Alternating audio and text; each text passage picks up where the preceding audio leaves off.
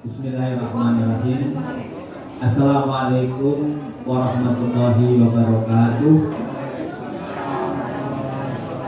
Alhamdulillahirabbil alamin wassalatu wassalamu ala asyrofil anbiya'i wal mursalin wa ala alihi wa sahbihi ajmain.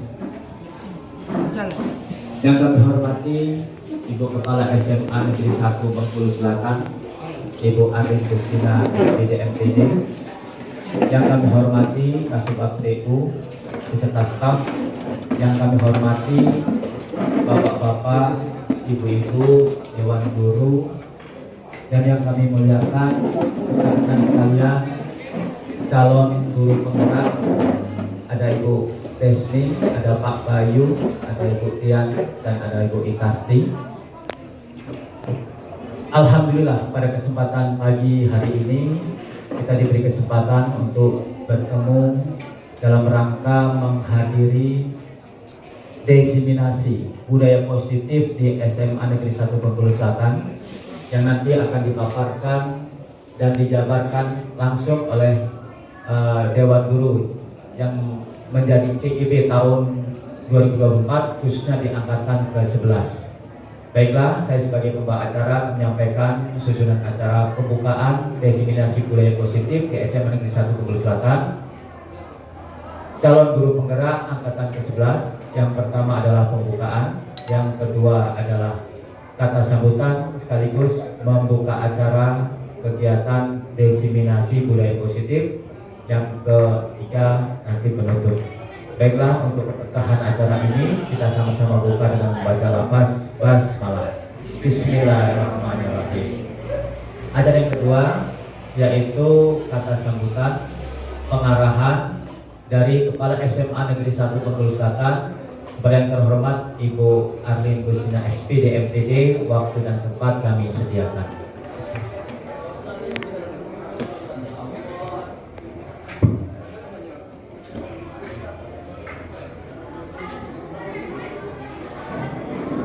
Assalamualaikum warahmatullahi wabarakatuh. Selamat pagi dan salam sejahtera untuk kita semua. Yang kami hormati Bapak Ibu Dewan Guru SMA Negeri 1 Bengkulu Selatan, yang kami hormati calon guru penggerak dari SMA Negeri 1 Bengkulu Selatan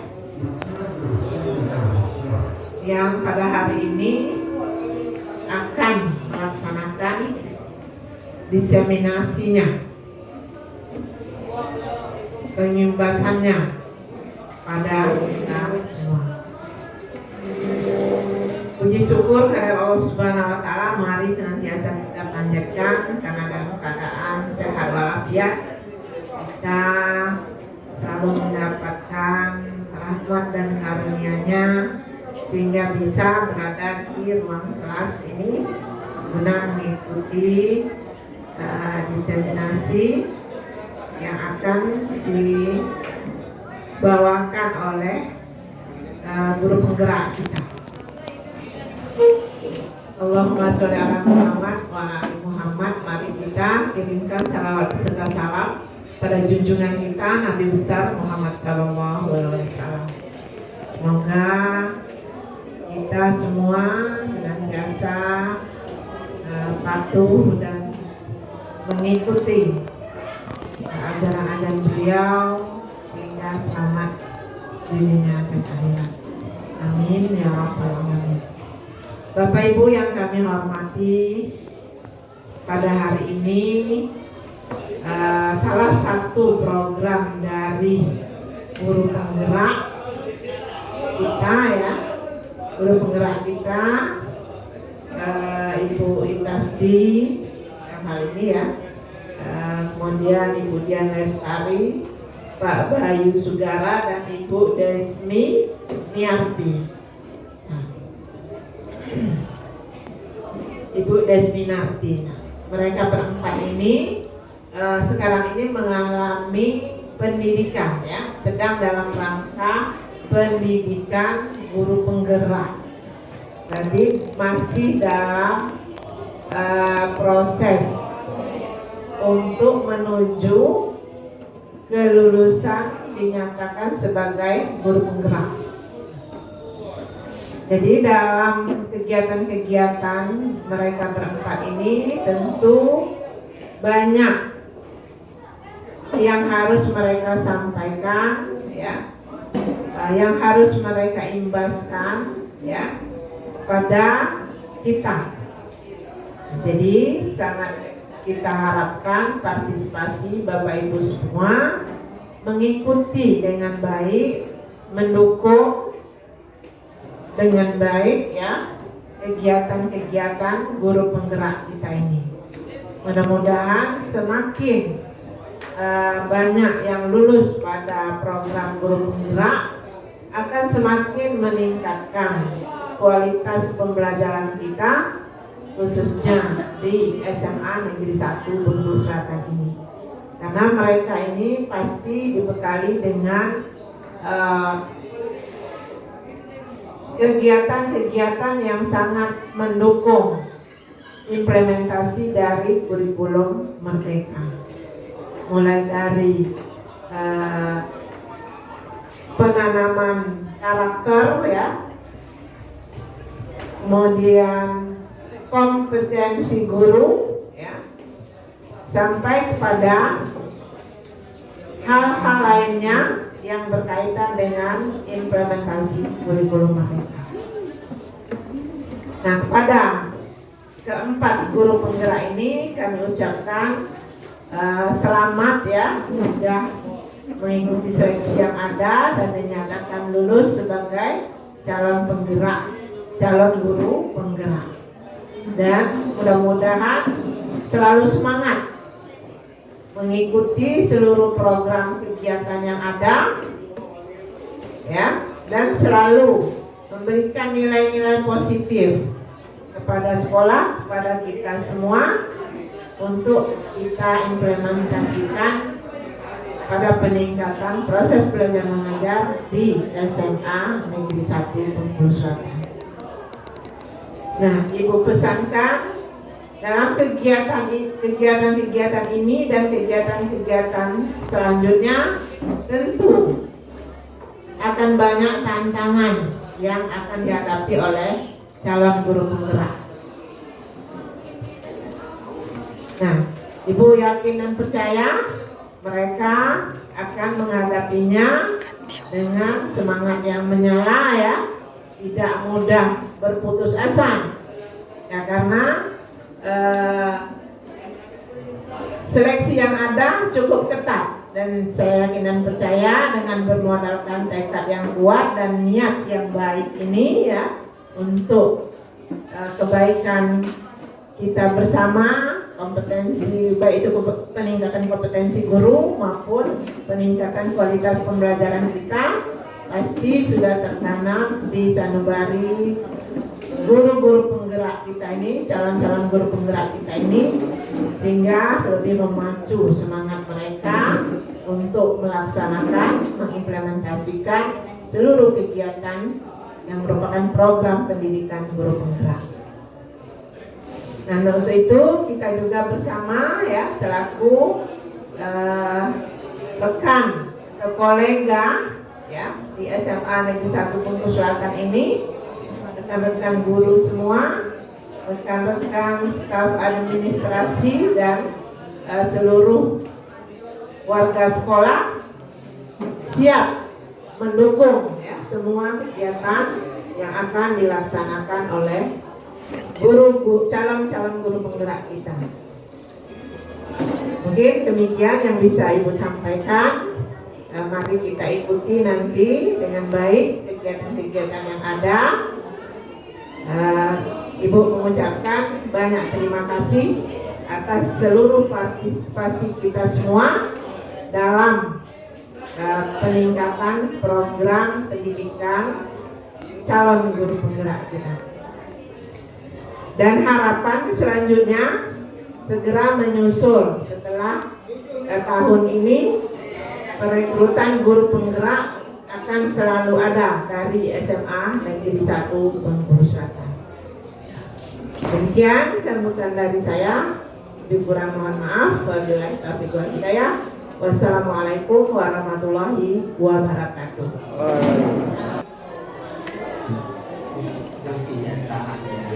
Diseminasi budaya positif dalam program pendidikan guru penggerak tahun 2024 angkatan 11 resmi dibuka.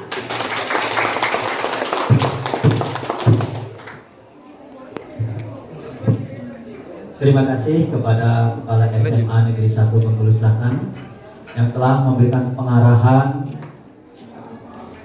sekaligus membuka acara diseminasi budaya positif di SMA Negeri 1 Bengkulu Selatan untuk program calon guru penggerak angkatan ke-11 tahun 2024. Dan saya sebagai pembawa acara mohon maaf atas segala kekurangan dalam memimpin acara pembukaan ini. Dan untuk melengkapi keberkahan acara ini, marilah sama-sama kita tutup acara pembukaan diseminasi budaya positif dengan mengucapkan lafaz hamdalah. Alhamdulillahirabbil alamin. Terima kasih. Assalamualaikum warahmatullahi wabarakatuh. Dan perlu kami sampaikan bahwasanya Assalamualaikum warahmatullahi wabarakatuh. Selamat pagi menjelang siang Bapak Ibu guru hebat SMA Negeri 1 Bengkulu Selatan. Pada pagi hari ini menjelang siang, izinkan saya untuk memberikan diseminasi atau menyebarkan pemahaman dan penerapan pengalaman budaya positif yang sudah saya terima di dalam program pendidikan guru penggerak angkatan 11. Perkenalkan, nama saya Dian Lestari. Saya berasal dari SMA Negeri 1 Bengkulu Selatan, merupakan calon guru penggerak angkatan 11 dari Bengkulu Selatan. Selamat datang para guru hebat. Mari belajar bersama, berkolaborasi, saling mendukung demi mewujudkan disiplin di sekolah kita tercinta. Baik Bapak Ibu, ya. Di sini konsep utama kita adalah modul budaya positif, ada perubahan paradigma baru, kemudian disiplin positif, nilai-nilai kebajikan, kebutuhan dasar manusia, motivasi perilaku manusia, posisi kontrol guru, keyakinan kelas, dan terakhir segitiga restitusi. Baik Bapak Ibu, sebelum kita mulai lanjut, boleh ya tangannya berada di pundak, satu saja. Ya, budaya positif. Timbulkan budaya positif di diri kita pertama kali, terutama untuk anak-anak kita. Kita ucapkan bahwa saya keren dan luar biasa. Oke? Oke, kita mulai. Saya keren, luar biasa. Yo, beliau bos. Oke, ya. Kita lihat dulu Bapak Ibu, apa sih itu pelajaran dengan paradigma baru? Ya, pembelajaran dengan paradigma baru merupakan pembelajaran yang dirancang berdasarkan prinsip pembelajaran berdiferensiasi sehingga para murid belajar sesuai kebutuhannya berdasarkan tahap perkembangan sesuai teori psikologi modern untuk mewujudkan profil pelajar Pancasila. Ini merupakan salah satu nilai kebajikan ya. Sebenarnya profil pelajar Pancasila ini ada di P5 yang biasa kita terapkan di sekolah kita. Masih ingat ya? Bisa kita nyanyikan ya Bapak Ibu? Bisa? Bisa. Ya, pertama itu nyanyinya belajar Pancasila, beriman dan bertakwa pada Tuhan Yang Esa, dan berakhlak mulia, berkebinekaan global, gotong royong mandiri, kreatif dan benar kritis. Oke, ada 6 dimensi yang harus kita terapkan untuk di sekolah kita ya. Itu budaya positif yang harus ditanamkan. Religi, mandiri, ya, kreatif, ya, gotong royong, kemudian berkebinekaan global. Itu yang harus ada, yang harus kita tanamkan di sekolah kita tercinta. Oke? Ya, lanjut. Oke, sekarang kita masuk tentang disiplin positif. Nah, kira-kira ini ibu, bapak-bapak, kalau mendengar kata disiplin, apa sih yang kita bayangkan disiplin itu sesuatu yang bagaimana sih? Bisa ibu jelaskan, ibu Zelvi? Kalau ibu mendengar kata disiplin itu, taat sesuai dengan aturan. Oke, terima kasih Ibu Revi. Patuh, taat. Ada lagi nggak kira-kira? Ibu, ya. Kalau untuk disiplin positif, kalau perasaan saya, bagaimana sih kita untuk mengikuti kedisiplinan secara aturan di sekolah kita sendiri ya Bu? Kita harus masuk pukul 7.15. Berarti saya harus datang ke sekolah pukul 7:10 itu paling lambat. Nah, betul sekali ya yang disebutkan Ibu ya. Jadi disiplin itu pemikiran kita aturan, ketat, tidak nyaman, ada rasa takut di situ. Itu yang disebut dengan disiplin. Apalagi kalau anak-anak kita sudah bilang kamu terlambat, melanggar peraturan nomor sekian, disiplin, langsung diam di tempat kaku, ya. Berarti itu adalah aturan yang kaku, ya. Boleh nggak kita terapkan kira-kira di dalam kelas kita? Nanti ya kita lihat berikutnya. Jadi kita lihat dalam budaya kita, mindset kita, ya, ini sudah ada di dalam mindset kita aturan. Makna kata disiplin itu sesuatu yang dilakukan pada seseorang, pada orang lain untuk mendapatkan kepatuhan. Yang disebut dengan Ibu Revi tadi, kita cenderung menghubungkan kata disiplin dengan ketidaknyamanan. Pasti tidak nyaman. Aturan dipaksa. Nyaman tidak kira-kira? Tidak. Oke, sebagai pendidik, tujuan kita adalah menciptakan anak-anak yang memiliki disiplin diri sehingga mereka bisa berperilaku dengan mengacu pada nilai-nilai kebajikan universal dan memiliki motivasi intrinsik bukan ekstrinsik. Berarti aturan disiplin ini harus muncul di dalam diri kita sendiri, bukan karena takut tadi, ya, datang ke sekolah 7.30. Ya, 7.15 harus tepat waktu 7.15. Kalau nggak saya dihukum. Karena kamu takut dihukum, maka enggak, harus cepat-cepat. Sebenarnya bukan itu, harus di dalam diri kita sendiri. Sadar, kita tahu bahwa oh iya, memang saya mau datang ke sekolah itu mau belajar harus tepat waktu. Kenapa? Kalau tepat waktu, kita sama-sama menghargai waktu, menghargai teman, dan menghargai diri sendiri terutama. Oke ya, next berikutnya. Oke, tadi sudah disebutkan apa nilai-nilai kebajikan yang ada di disiplin positif. Ya, contohnya itu ada profil pelajar Pancasila yang sudah tadi dijabarkan. Oke, next. Nah, ini penerapan disiplin positif dan nilai-nilai kebajikan yang sudah ada kita tanamkan di sekolah kita. Yang pertama, bakti sosial. Yang kita peduli dengan lingkungan kita, itu disiplin dan nilai-nilai kebajikannya adalah peduli lingkungan. Seperti itu. Kemudian senam bersama. Senam bersama apa nilai kebajikannya itu? Kesehatan. Yang ketiga, sholat zuhur bersama-sama. Apa nilainya, disiplinnya, kebajikannya? Ada yang tahu? Ibadah, betul ya Bu ya, religi ya Bapak ya. Kemudian ada penerapan 5S. Kenapa kita perlu menerapkan 5S? Kira-kira ada yang bisa? Oh Pak? Ada? Kenapa kita harus menerapkan 5S? 5S itu berfungsi sebagai kita bisa membangun hubungan emosional sebagai tenaga pendidik dengan peserta didiknya. Terus 5S juga mengajarkan kita untuk saling menghargai, menyayangi, terus menumbuhkan rasa cinta kasih, menghargai orang tua, dan lain-lain. Terima kasih. Oke, luar biasa ya jawaban Ibu Revi. Makanya kita sama-sama memberikan motivasi poster untuk Ibu Revi. Sebutkan, Anda hebat, hebat, luar biasa. Yuk sama-sama. Anda hebat, hebat, luar biasa. Oke. Ya, selain itu kita juga akan belajar saling menghargai dalam diskusi. Kenapa saling menghargai?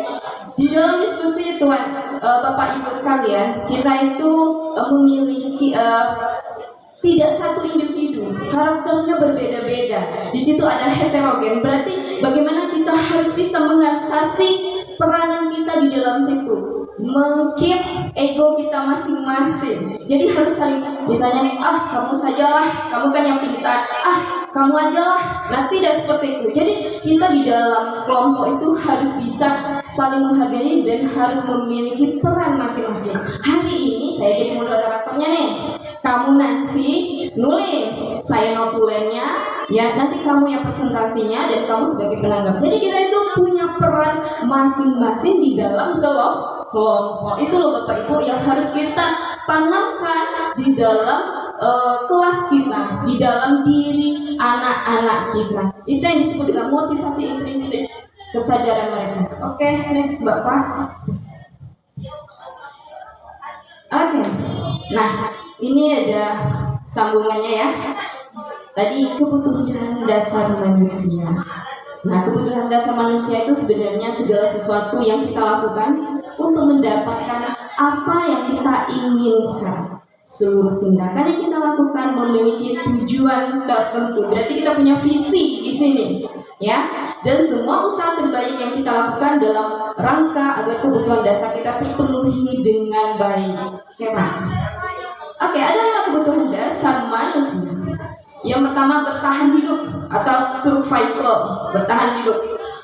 Ini adalah kebutuhan yang paling pokok dan mendasar, yaitu ada makanan, pakaian, tempat tinggal, dan juga rasa aman. Contohnya nih Bapak Ibu, kalau di kelas kita ya, yang untuk bertahan hidup, misalnya si A bawa makanan, nih saya bawa makanan nih, kawan saya nggak bawa makanan, tahu-tahu karena kebutuhan dasar kita itu mau bertahan hidup, ketika bel bunyi, makanan saya direbut. Nah, kenapa direbut? Karena dia lapar. Untuk bertahan hidup, itu yang disebut dengan untuk bertahan hidup. Nah, jadi terutama makanan dulu. Ini dia Bapak Ibu ya. Ya. Berikutnya itu kasih sayang dan rasa diterima. Ya, kasih sayang dan diterima itu yaitu tercipta kita harus dipedulikan dan kerjasama. Kira-kira contohnya kalau di kelas itu anak kita gimana sih kasih sayang dan diterima, rasa diterima? Ada yang tahu Bapak Ibu? Ada yang tahu kira-kira? Nah gini ya, anak kita nih punya geng. Kalau sekarang satu circle ya, kamu gak se-circle dengan saya, jadi apa yang terjadi? Tidak ada rasa kasih sayang, saya tidak dipedulikan. Nah, saya diacuhkan, diabaikan. Jadi mereka butuh kasih sayang. Jadi jangan yang disebut satu circle. Kita itu sama. Pasti di kelas-kelas Bapak Ibu itu ada yang namanya aku circle apa ya, cibi-cibi kayak gitu kan. Aku circle-nya oke banget tuh. Nah, yang lain tersisihkan. Kenapa tersisihkan? Ya tidak dibutuhkan. Padahal kebutuhan dasar manusia itu adalah butuh dikasihi dan disayangi. Itu kalau di kelas. Kalau di rumah, kamu punya 2 kakak beradik. Ibu kamu lebih perhatian dengan adik kamu yang perempuan misalnya ya. Kalau kita, nah bagaimana rasanya Bapak Ibu seperti itu? Tidak enak ya. Nah maka sebenarnya kebutuhan dasar manusia itu adalah kasih dan sayang. Nah itu yang harus diterapkan juga oleh Bapak Ibu guru di dalam kelas. Jangan ada kata subjektif. Artinya kalau subjektif itu hanya satu orang, itu saja. Nah harusnya objektif. Kita harus menilai semuanya sama. Karena anak itu butuh kasih dan sayang. Oke. Yang ketiga adalah penguasaan. Penguasaan itu adalah harga diri. Kemudian impian, diakui, ini loh saya. Nah itu kalau penguasaan, ini loh saya. Di antara anak-anak kita Bapak Ibu pasti ada yang demikian. Penguasaan, ini loh saya, inilah aku. Nah itu dia, itu disebut dengan penguasaan. Baik itu secara kelompok maupun individu. individu.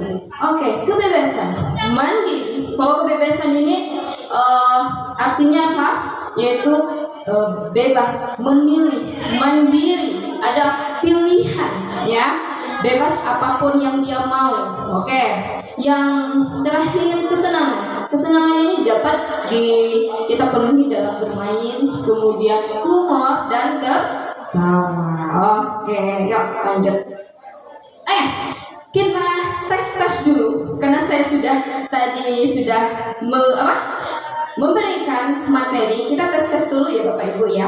Kira-kira nih, ini soalnya aku hebat kan, bisa bikin ibu guru kejar aku. Kira-kira kebutuhan apa sih yang anak ini butuhkan?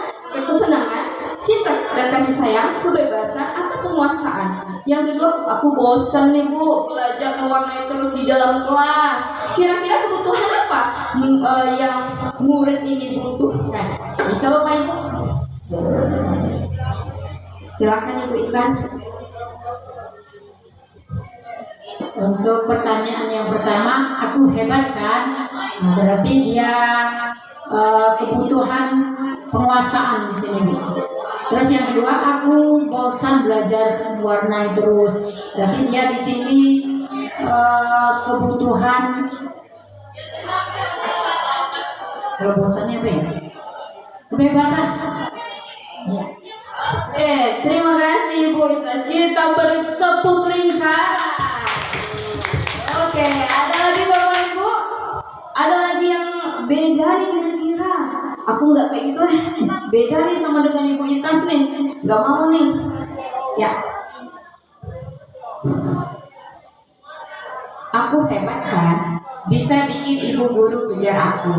Menurut saya ini cinta dan kasih sayang. Aku bosan belajar mewarnai terus di dalam kelas. Menurut saya kesenangan. Terima kasih. Oke, beri plus dulu untuk Ibu Ada lagi nggak kira-kira bapak-bapaknya nih? Ada nggak kira-kira bapak-bapaknya? Atau ikut aja deh belajar emak-emak. Ya, kita santai aja ya Bapak Ibu ya. Ya. Oke. Kita lihat ya jawabannya ya. Nah, ini aku hebat kan, bisa bikin ibu kejar-kejar aku. Kenapa? Dia melakukan penguasaan. Artinya aku bisa loh menguasai ibu. Ibu bisa kejar-kejar aku loh Bu. Seperti itu. Ya, ibu bisa kejar-kejar aku loh Bu. Kalau nggak seperti ini, ibu nggak akan mau kejar aku Bu. Jadi dia mengakui bahwa inilah aku. Itu kan penguasaan tadi. Ya, inilah aku. Sekarang aku bosan belajar mewarnai terus di dalam kelas. Iya, bosan, boring. Ya, kalau bosan sama ya aku nggak mau bebas. Jangan itu aja belajarnya Bu. Saya nggak punya gaya belajar yang berbeda. Saya mungkin nggak suka yang seperti ini. Mungkin saya suka menyusun puzzle. Ya, tapi temanya tetap sama, temanya mewarnai, tapi kita buat puzzle, ya puzzlenya misalnya warna-warna, misalnya warna kuning, warna disusun. Jadi setiap anak itu memiliki gaya belajar yang berbeda-beda. Oke, next. Oke. Nah, kebutuhan dasar manusia itu juga terkait dengan motivasi perilaku manusia. Apa sih motivasi perilaku manusia itu? Terbagi atas dua. Ada ekstrinsik dan intrinsik. Ekstrinsik ini begini loh perilakunya. Perilakunya yaitu kita melakukan sesuatu karena rasa takut. Ya, takut kenapa? Ya, untuk menghindari supaya kita nggak kena hukuman. Nih, tadi kayaknya aku hari ini masuk ke kelas Ibu Nunung pelajaran PKN. Kalau tidak membuat tugas, maka aku akan dihukum dengan Ibu Nunung tegak atau berdiri di depan kelas. Jadi untuk menghindari hukuman tersebut, saya harus buat PR. Jadi dia buat PR itu karena takut, terpaksa, bukan karena kemauan sendiri. Nah, kira-kira di sekolah kita Bapak Ibu banyak gak yang seperti ini? Banyak ya, banyak. Nah, oke, berarti mereka buat PR itu karena takut dihukum. Oke, kita lihat lagi. Ya, yang kedua motivasi ekstrinsik. Motivasi ekstrinsik ini ya perilakunya itu adalah di mana seseorang melakukan pekerjaan itu karena imbalan atau penghargaan atau juga karena pujian, ya menginginkan pujian. Kalau tidak ada penghargaan atau pujian, ya udah motivasinya juga down. Artinya udahlah, ibu itu nggak ngasih aku, nah ya ibu itu nggak ngasih nilai aku A+, udah males lah. Nah seperti itu. Jadi bukan lagi di dalam diri kita, ya bukan karena kemampuan kita dan kemauan kita untuk belajar Bapak Ibu. Oke, kira-kira ada nggak seperti ini di sekolah kita? Berapa persen? Ada 50%? Lebih. Wah, Ibu Itas lebih. Berarti pengalaman ya Ibu Itas ya. Oke, pengalaman Ibu Itas. Oke. Yang ketiga, yang terakhir yaitu motivasi intrinsik. Nah, motivasi intrinsik ini adalah motivasi yang terbaik. Kenapa demikian? Mereka melakukan sesuatu itu karena memang kemauan, kesadaran diri untuk menjadi lebih baik, ya. Itu yang harus ada di dalam diri anak-anak kita pada saat ini. Kira-kira lagi nih, ada nggak di sekolah kita yang seperti ini? Ada. Berapa Bu? Berapa persen Bu? 100% Bu. Luar biasa ya Ibu ya. 100% kita beri plus dulu Bu. 100%. Saya percaya dan yakin ya, anak-anak di SMA Negeri 1 Bengkulu Selatan ini memiliki motivasi intrinsiknya 100%. Memang kemauannya untuk belajar sangat-sangat kuat ya Ibu ya. Ya. Oke, lanjut Pak. Oke, sekarang ada 5 posisi kontrol guru. Bapak Ibu, kira-kira Bapak Ibu ini sekarang di posisi mana? Penghukum kah? Manajer kah? Pembuat merasa bersalah? Teman atau pemantau? Gitu. Menurut saya posisinya sebagai manajer. Luar biasa ya Ibu Zelvi sudah mencapai titik manajer yang paling tinggi. Oke, kita beri aplaus dulu. Bapak Ibu, tidak kita pungkiri bahwa kita sebagai pengajar, ya kita perlu proses untuk masuk ke manajer. Kira-kira saya sendiri terkadang bisa menjadi teman, tapi kebanyakan bisa jadi penghukum. Mula-mulanya memang kita say hello, tapi kalau anaknya mulai luar biasa, udah mulai kita kamu, jadi kita susah untuk menjadi mengontrol diri sendiri Bapak Ibu. Oke, kita perlu berproses untuk sampai ke titik manajer, tapi nggak apa-apa kalau kita sudah sampai ke titik manajer, itu sangat luar biasa. Oke, kita lihat gimana sih perilaku guru yang sebagai penghukum itu. Ngeri. Kalau anak saya bilang ibu kayak tirek. Nah, itu di rumah. Nah, ya. Oke, kita lihat contoh penerapan 5 posisi kontrol guru. Kasusnya adalah siswa tidak memakai atribut lengkap saat upacara bendera. Saya sebagai penghukum, tidak ada alasan sama sekali, ya tidak ada alasan sama sekali. Saya sebagai penghukum, kamu tidak lengkap atributnya, silakan hormat pada bendera selama 1 jam. Tapi Bu, tidak ada tapi, silakan berdiri. Nah itu kalau kita sebagai posisi di penghukum.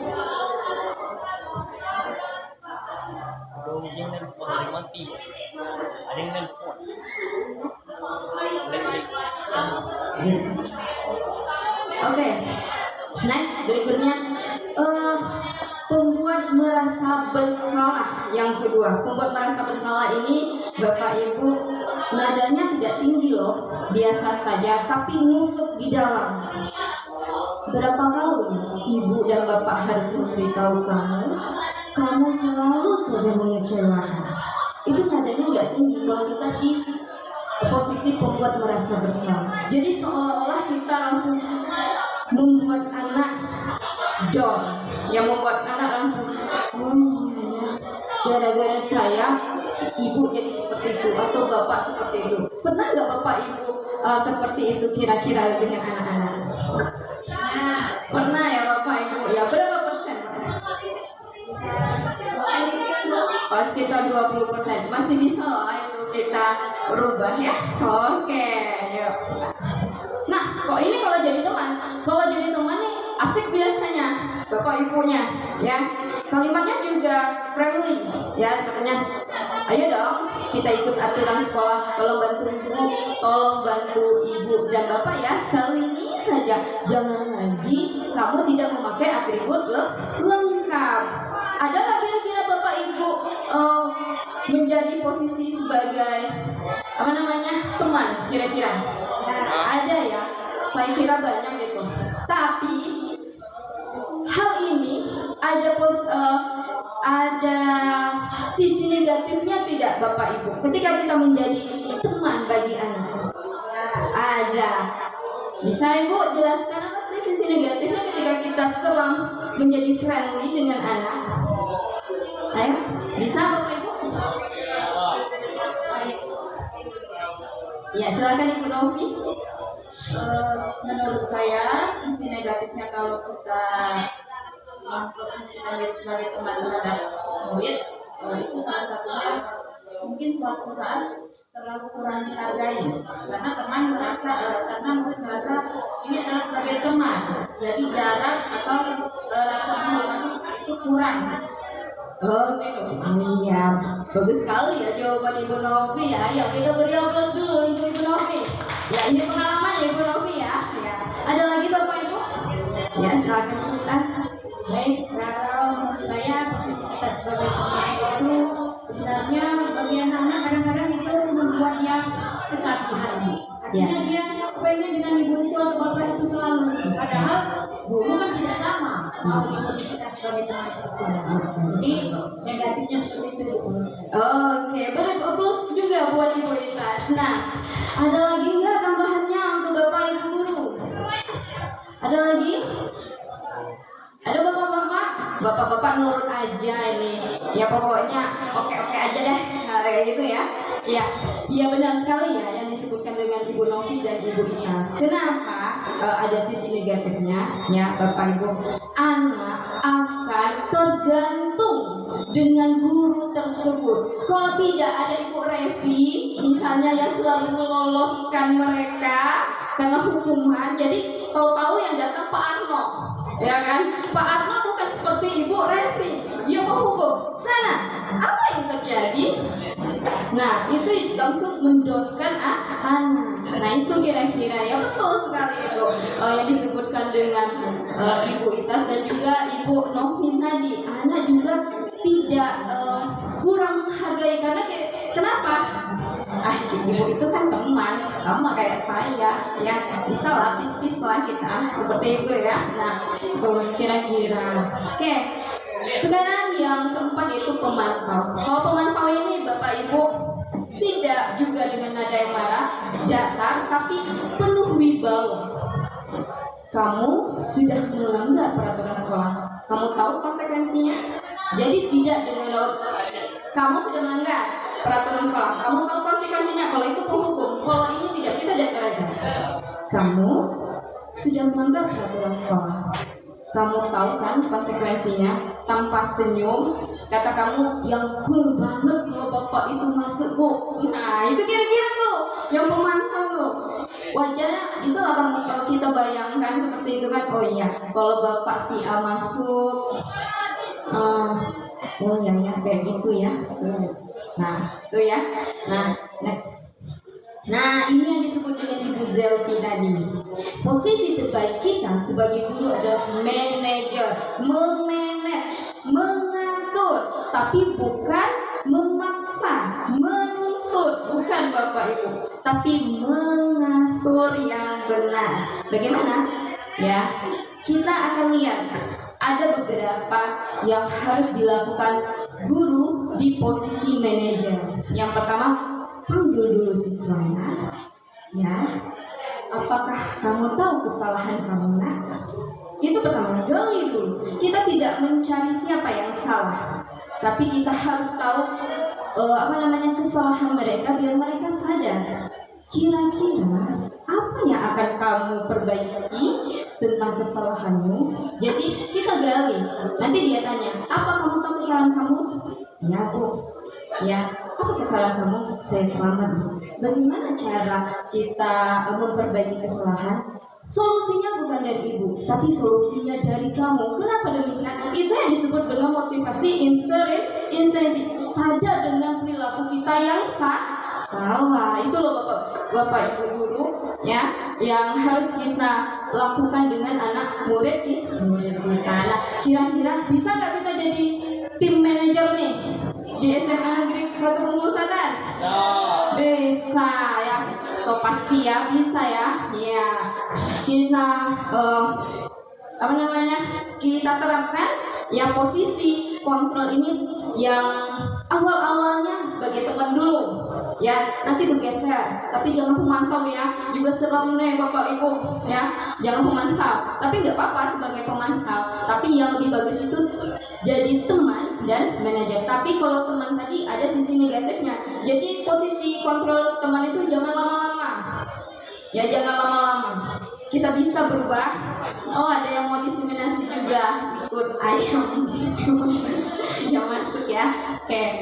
Nah, jadi jangan lama-lama ya. Kita harus ke posisi manajer. Oke, Bapak Ibu ya. Ya, kita masuk. Oke. Sekarang kita tes lagi. Ini ada kalimat pemantik. Kira-kira dari 4 pertanyaan ini, Bapak Ibu, ya. Pertama, saya kecewa sekali dengan kamu. Posisi kita di mana sih ini? Terus yang kedua, kamu tidak pernah benar melakukannya. Yang ketiga, ayolah lakukan demi ibu atau bapak. Yang keempat, bagaimana kamu bisa menyelesaikan masalah ini? Ada yang bisa? Bapak? Ya, bapak ini antusias sekali ternyata ya hari ini.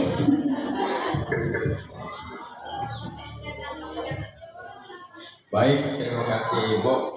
Menurut saya, yang nomor 1, saya kecewa sekali dengan kamu. Bagi saya itu merupakan pembuat merasa bersalah. Yang kedua, kamu tidak pernah benar melakukannya. Yang kedua, menurut saya itu adalah penghukum. Yang ketiga, ayolah lakukan demi ibu atau bapak. Itu sebagai teman. Yang keempat, bagaimana kamu bisa menyelesaikan masalah ini? Menurut saya itu bagian manajer. Terima kasih.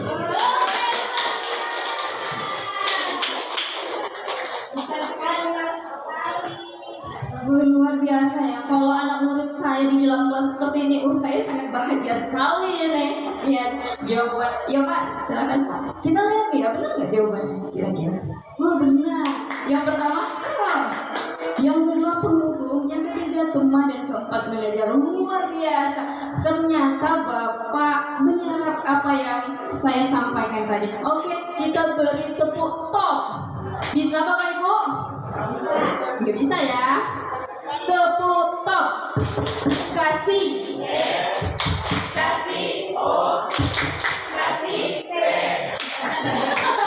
Oke. Top. Oke ya, luar biasa Bapak. Oke. Sekarang kita masuk materi berikutnya. Oke. Kita lihat tadi sudah posisi kontrol. Sekarang kita mengontrol di kelas. Dengan apa? Dengan keyakinan kelas. Kita lihat. Mengapa keyakinan kelas? Kenapa tidak peraturan kelas? Why? Kira-kira ada yang tahu? Kira-kira ada yang tahu? Kenapa harus ada keyakinan kelas? Nah ini nih, di kelas kita ini Bapak Ibu ada keyakinan kelas, tapi nggak ada peraturan kelas tuh. Ada apa ya? Ada yang tahu? Ada nggak bedanya keyakinan dengan peraturan? Yakin, aturan. Ayo, ya silakan Bapak. Nggak apa-apa Bapak. Ya, oh ya silakan Ibu Nunung mau. Kalau menurut saya, kalau keyakinan kelas itu dibuat berdasarkan kesepakatan bersama.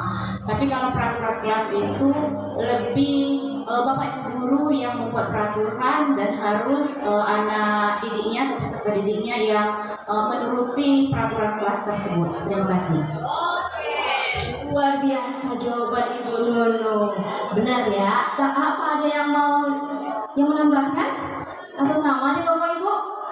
Sama ya? Berarti kita sudah menerapkan keyakinan kelas di dalam kelas kita masing-masing. Benar. Keyakinan kelas itu kita yakin dengan kesepakatan yang kita buat. Bukan hanya ibu-ibunya saja, tetapi juga dengan muridnya. Kalau aturan itu Bapak Ibu dibuat oleh kita, sifatnya memaksa, harus dilakukan, ya. Tapi yang membuat itu adalah satu orang individu. Seperti itu ya Bapak Ibu ya. Nah, oke, lanjut. Oke, kita lihat. Ini ada pertanyaan tentang pemantik. Mengapa kita memiliki peraturan tentang penggunaan helm pada saat mengendarai kendaraan roda 2, maksudnya? Yang kedua, mengapa kita memiliki peraturan tentang mencuci tangan sebelum makan atau menggunakan masker? Nah, jawabannya untuk keselamatan kalau yang nomor 1. Kenapa? Kita yakin kan, kalau nggak pakai helm, kalau kita kecelakaan apa yang terjadi? Nah makanya untuk penyelamatan kita memakai, yakin kan dengan helm tersebut? Iya. Kemudian kenapa kita mencuci tangan dulu sebelum makan? Untuk menjaga? Iya. Juga untuk keselamatan kita Bapak Ibu. Ya, kenapa? Kita yakin kalau kita tidak mencuci tangan pasti kita akan sakit, banyak kumannya. Itu yang diterapkan. Nah, itu yang seperti itu juga keyakinan. Ya, keyakinan kelas. Keyakinan kelas itu adalah keyakinan yang harus kita terapkan di dalam kelas kita. Kelas kita adalah kelas impian kita. Mau kita buat apa kelas kita itu? Seperti apa dan harus kita sepakati bersama dan kita jalani bersama. Ya, maunya yang seperti apa? Oke, kita lihat keyakinan, nilai-nilai keselamatan atau kesehatan yang kita sebut sebagai keyakinan, yaitu nilai-nilai kebajikan universal yang disepakati secara tersirat dan tersurat, lepas dari latar belakang, suku, negara, bahasa maupun negara. Oke, nah ini yang disebut dengan keyakinan. Berarti kita yakin dengan nilai-nilai tadi, nilai keselamatan dan kesehatan. Oke, keyakinan kelas itu seperti apa? Bersifat abstrak, berupa pernyataan universal, berarti umum, dibuat dalam pernyataan positif, sedikit saja sehingga mudah diingat, sesuai dengan kondisi kelas dan sekolah sehingga mudah diterapkan. Semua warga sekolah, kelas dilibatkan saat membuat keyakinan kelas. Jadi seluruh kita itu wajib, ya, karena itu adalah kesepakatan kita bersama. Next. Oke, ini tadi bagaimana kita membuat aturan keyakinan kelas. Bapak Ibu, kita tidak meninggalkan aturan-aturan yang ada di sekolah. Kita tahu sebelum ada keyakinan kita menerapkan namanya aturan. Misalnya dilarang buang sampah, aturan kan? Nah, aturan tersebut ya nantinya kita rubah peraturan tersebut melalui keyakinan kelas. Kata dilarang kita ubah menjadi kalimat positif, ya. Kemudian menyarikan peraturan-peraturan menjadi nilai-nilai kebajikan atau keyakinan kelas. Nanti ada contohnya gimana ya, cara membuatnya yang benar. Oke. Kemudian berdiskusi mengenai gambaran perilaku yang mencerminkan keyakinan kelas, berdiskusi mengenai seluruh warga kelas, meninjau ulang keyakinan kelas dari waktu ke waktu. Oke, kita lihat contoh pembuatannya. Ini peraturan kelas yang biasa kita gunakan. Dilarang terlambat masuk sekolah. Itu aturan, Bapak Ibu. Jangan makan dan minum saat jam pelajaran. Tidak boleh menggunakan sepatu putih. Itu aturan. Nah, yang kalimat dilarang, jangan, tidak boleh, kita hilangkan menjadi kalimat positif. Oke, seperti dilarang terlambat masuk sekolah. kita buat kalimat positifnya, datang ke sekolah tepat waktu. Kenapa dari awal tadi saya bilang, ayo Bapak Ibu kita booster di diri kita, ya, positifkan diri kita. Nah, itu akan membangkitkan juga hal-hal yang positif di dalam diri kita. Yang kedua, makan dan minum saat istirahat. Yang ketiga, menggunakan sepatu hitam. Jadi tidak boleh menggunakan kata tidak, jangan, dilarang. Jangan lagi ya Bapak Ibu ya. Jadi buat kalimatnya yang positif. Oke, dari tiga ini kita sarikan karena ada yang sama. Jadikan satu. Datang ke sekolah tepat waktu, makan dan minum saat istirahat. Itu satu, disiplin kebajikannya. Ya, disiplin apa? Datang waktu, disiplin apa? Makan dan minum cukup waktu istirahat saja. Yang kedua, menggunakan sepatu hitam. Apa itu? Kebajikannya, kerapian dan keseragaman. Itu yang disebut dengan nilai-nilai kebajikan. Tadi kan sudah kita lihat. Apa itu sih? Keyakinan sedikit saja, tidak banyak-banyak. Ya, kalau di sini oke, benar ya, ada disiplin, tanggung jawab, sikap jujur. Nah, yang di bawahnya itu merupakan kalimat positifnya, ya. Oke, next. Nah, Bapak Ibu, ini saya melakukan contoh penerapan keyakinan kelas di SMA Negeri 1 Bengkulu Selatan. Mungkin nggak kedengaran.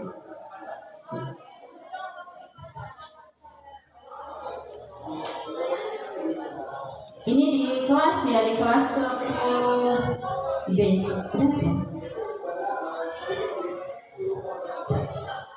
Gak kedengaran suaranya, tapi ini ketika saya melakukan lanjut aja, ada satu lagi yang melakukan keyakinan kelas di dalam kelas. Oke, ini anak-anak sudah membuat keyakinan kelas menurut mereka ya. Jadi kan tadi sudah disampaikan bahwa keyakinan kelas itu pembuatannya antara guru dan murid. Jadi mereka apa sih yang mereka buat? Misalnya jangan makan dan minum. Nah, tadi kan kita bilang jangan menggunakan kata jangan. Ya, nanti kita sarikan lagi seperti itu. Kita ubah kalimat positifnya. Ini kalimat-kalimat yang sudah mereka tempelkan Bapak Ibu keyakinan kelas di dalam kelas 10B ya. Next, berikutnya. Oke, setelah mereka menempelkan, maka tugas kita adalah mengklasifikasikan. Yang tadi, yang kita mengklasifikasikan yang sama tadi, datang tepat waktu, makan dan minum, harus jadi istirahat, itu sama. Jadi berarti satu, ya, nilai kebajikannya adalah disiplin. Jadi saya sini memberikan, mengklasifikasikan apa yang sudah dibuat anak-anak tadi. Oke, next. Ya, ini nggak kedengaran nih Bapak Ibu, jadi mohon maaf ya. Oke, nah selanjutnya karena sudah diklasifikasikan ya, nanti ada 2 orang kawannya akan membacakan keyakinan kelas di depan kelas dan akan disepakati bersama-sama ya, akan disepakati bersama-sama di dalam kelas. Nah, itulah yang disebut dengan keyakinan kelas. Nah, saya memilih satu perempuan ya dan satu laki-laki, putra dan putri, untuk membacakan keyakinan kelas yang sudah mereka buat. Oke, next. Ya, ini yang terakhir nih Bapak Ibu, segitiga restitusi. Ini agak berat. Kenapa disebut dengan berat? Ini sebenarnya harus bekerja sama juga dengan guru BK, ya Ibu Repi ya. Ya. Tahapan segitiga restitusi ini merupakan tahapan terakhir sebenarnya. Ya, sebelum kita menanyakan keyakinan kelas tadi, kalau mereka bermasalah sebenarnya nggak harus langsung ke segitiga restitusi, tapi gurunya harus menanyakan misalnya apa keyakinan kelas yang sudah kamu lakukan, itu dulu awalnya. Tapi kalau memang permasalahan sudah berlarut-larut, maka kita akan membuat namanya segitiga restitusi. Nah, beribet ini. Oke, apa sih itu segitiga restitusi? Suatu proses dialog yang dijalankan guru atau orang tua agar dapat menghasilkan murid yang mandiri dan bertanggung jawab. Ada 3 prosesnya Bapak Ibu. Ya, yang pertama menstabilkan identitas, validasi tindakan yang salah, menanyakan keyakinan. Nah, kenapa harus kita lakukan ini terlebih dahulu menstabilkan identitas?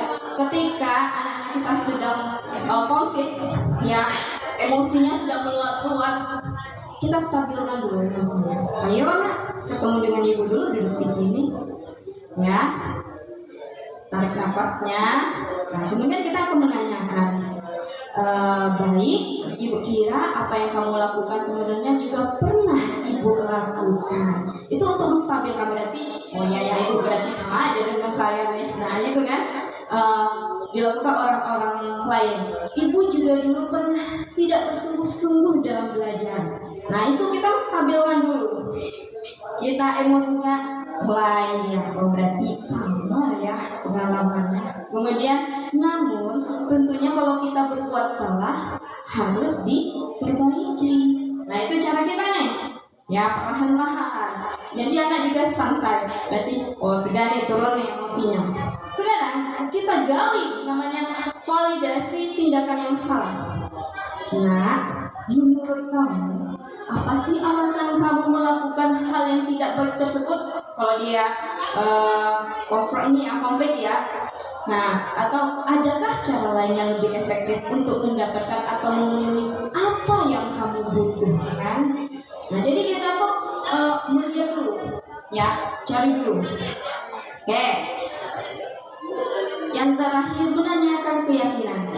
Nah, ini kalau menanyakan keyakinan, baik, kalau sudah tahu bahwa itu salah yang kita lakukan, selanjutnya ibu ingin tahu, kelak kamu ingin menjadi orang seperti itu kan terus? Pasti tidak kan? Terus apakah kamu sudah punya bayangan nanti kamu ingin menjadi seperti apa? Atau kita juga bisa, menurut Ananda sayang, keyakinan apa yang sudah Ananda langgar? Misalnya disiplin Bu, benar disiplin. Menurut Ananda, apakah penting disiplin itu? Penting Bu. Nah kalau penting, coba jelaskan. Itu namanya menanyakan keyakinan. Penting Bu, karena disiplin itu adalah sesuatu yang harus kita laksanakan, dan kita juga disiplin itu membuat kita bisa menghargai orang lain.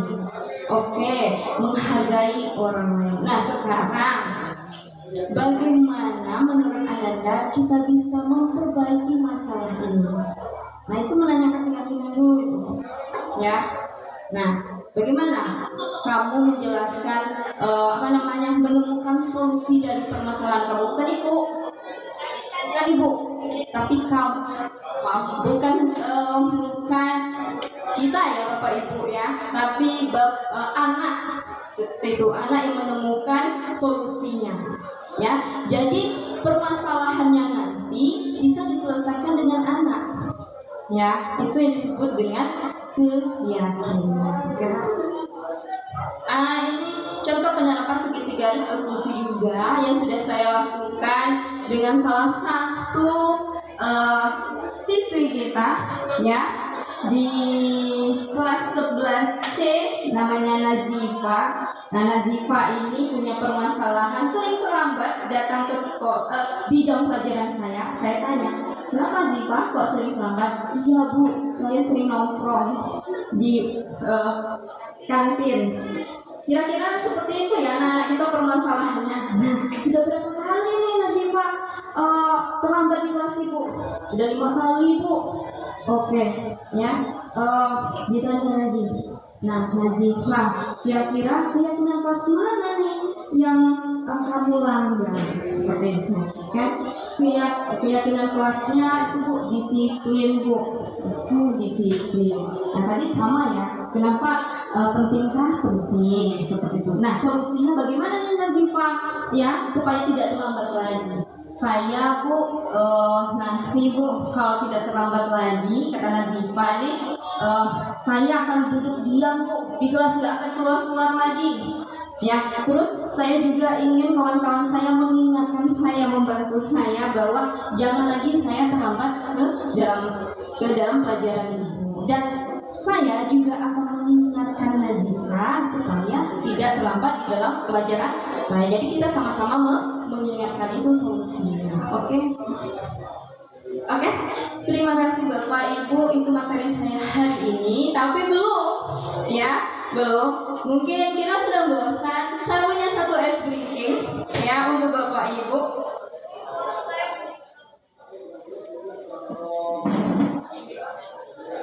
Tes satu dulu. Oke, ice breakingnya mungkin pernah didengar seperti itu, ya. Kata kuncinya adalah jangan pernah lupakan orang ketiga. Oke ya, kata kuncinya adalah jangan pernah lupakan orang ketiga. Nah, satu dulu kita. Oke, kalau saya sebutkan bahwa orang pertamanya Ibu Nunung, orang keduanya Ibu Revi, orang ketiganya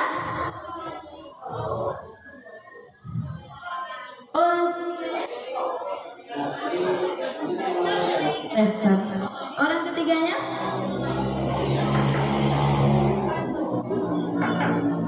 jangan pernah lupakan orang ketiga. Itu kata kuncinya Bapak Ibu. Oke Bapak Ibu, orang pertamanya Ibu Nunung, orang keduanya Ibu. Tes 1, 2, 3. Yuk selanjutnya orang ketiganya. Oke, orang ketiganya Ibu Itas. Masih bingung nih Bapak Ibu. Kita lanjut. Orang pertamanya Ibu Itas, orang keduanya saya, orang ketiganya adalah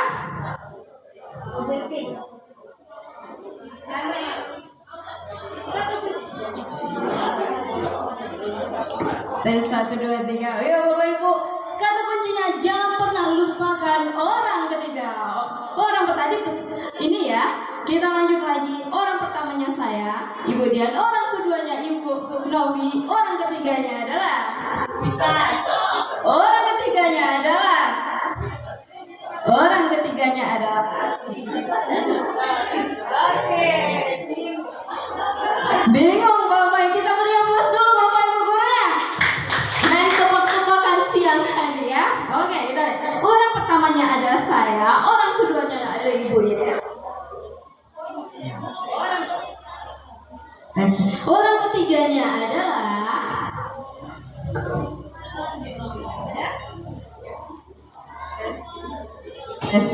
Orang ketiganya adalah jangan lupakan orang ketiga. Ayo Bapak Ibu, bingung ya? Tes. Oke, Bapak Ibu kurang konsentrasi nih. Kita tepuk konsentrasi dulu. Konsentrasi. Jawabannya adalah konsentrasi. Dimulai. Oke, Bapak Ibu, kita mulai. Konsentrasi.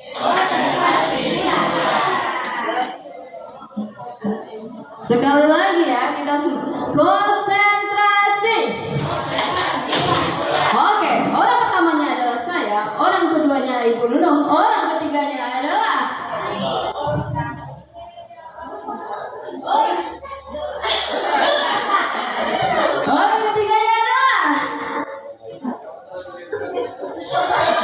Orang ketiganya adalah Ibu Revi. Oke. Orang ketiganya adalah Ibu Revi. Benar ya? Benar. Orang ketiganya Ibu Revi. Masih ada yang bingung, kita mulai lagi. Orang pertamanya adalah Ibu Revi. Orang keduanya adalah Bapak Zaki. Orang ketiganya adalah cluenya adalah jangan lupakan orang ketiga.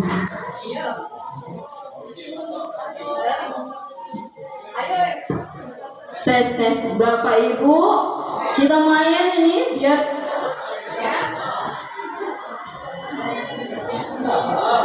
tes 1, 2, 3. Orang pertamanya adalah Ibu Nur. Orang keduanya adalah Ibu Itas. Orang ketiganya adalah Ibu Revi. Orang ketiganya adalah orang ketiganya adalah orang ketiganya adalah saya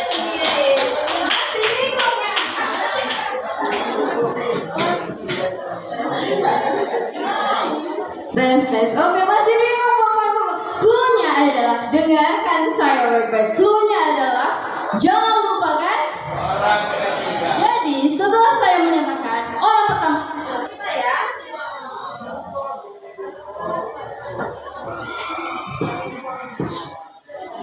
tes. Oh,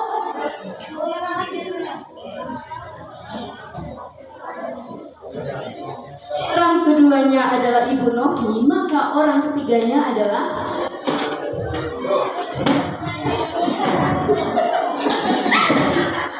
Oke, jadi main seru-seru.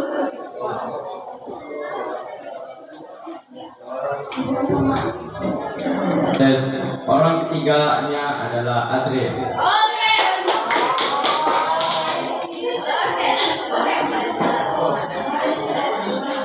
Masih bingung Bapak Ibu? Masih bingung?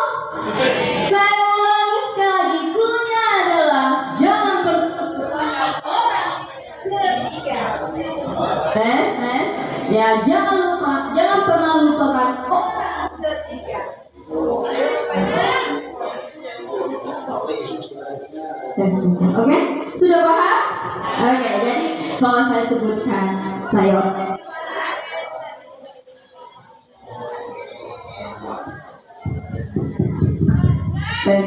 orang jadi kalimat selanjutnya tetap menggunakan orang ketiga. Orang ketiganya adalah ibu kita. Tetap orang ketiganya adalah ibu kita.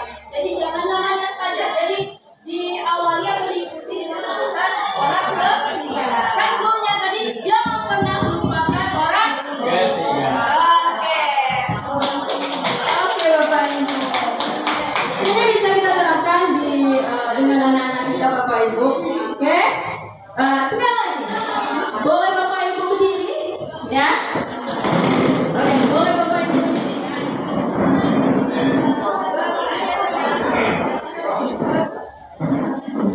Dan 1, 2, 3. Bapak Ibu, kita identikan. Kalau saja biasanya gimana Bapak Ibu ukurannya? Besar. Oke, ayo peragakan. Besar. Kalau semua? Oke. Kebalikannya ya. Kebalikannya. Kalau gajah tadi besar, maka gerakannya gimana kalau gajah?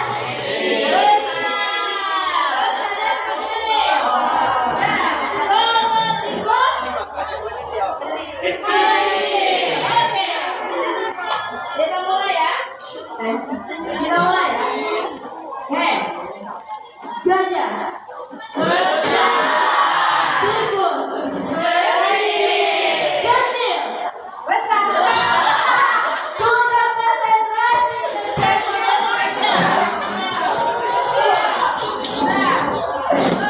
Kalau kecil tadi apa? Kecil tadi apa? Kecil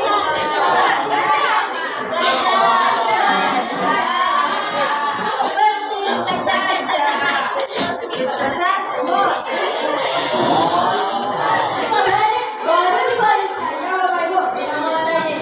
Besar. Kecil.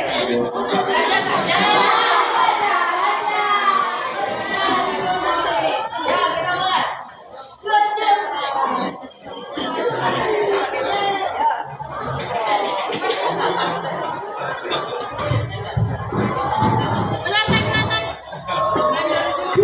Kecil. Masih aku bilang. Oke, kecil. Besar kecil.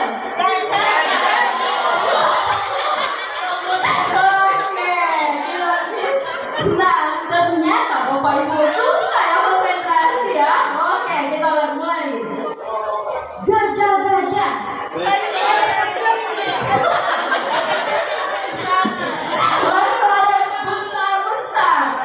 Ya, kita konsentrasi lagi Bapak Ibu ya. Konsentrasi. Oke, kecil.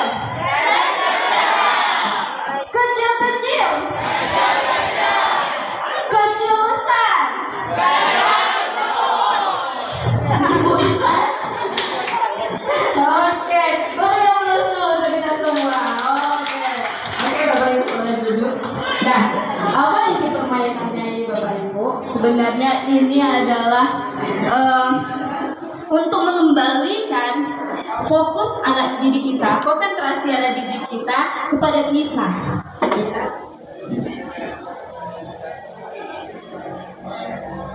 Tes, oke.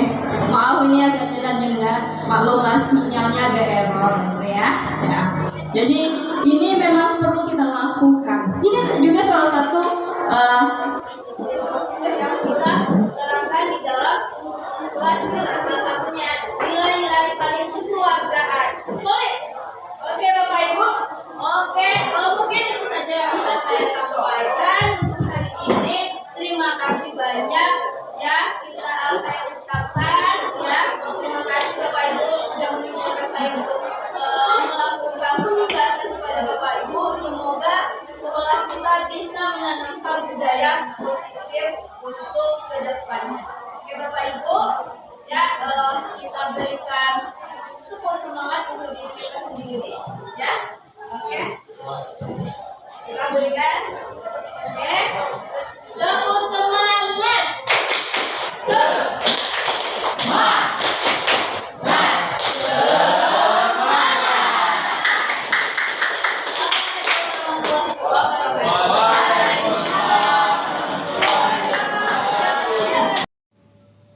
Assalamualaikum warahmatullahi wabarakatuh. Saya Nopisa Gita dari SMA Negeri 1. Jadi setelah apa yang dilakukan Ibu Dian Lestari, adanya pengimbasan di sekolah, hal yang dapat saya rasakan adalah sangat senang dan tentunya mendapatkan ilmu yang sangat bermanfaat ya. Dari penjelasan beliau, saya pribadi bisa mendapatkan hal-hal pembaharuan atau hal-hal baru gitu. Yang nantinya sangat berharap bisa saya implementasikan atau bisa saya terapkan di lingkungan kelas. Jadi sukses untuk Ibu Dian dan terima kasih atas ilmu-ilmunya yang telah dijelaskan kepada kami. Terima kasih. Wassalamualaikum warahmatullahi wabarakatuh. Assalamualaikum warahmatullahi wabarakatuh. Perkenalkan, nama saya Nunung Meliostori. Saya mengajar pada mata pelajaran Pendidikan Pancasila.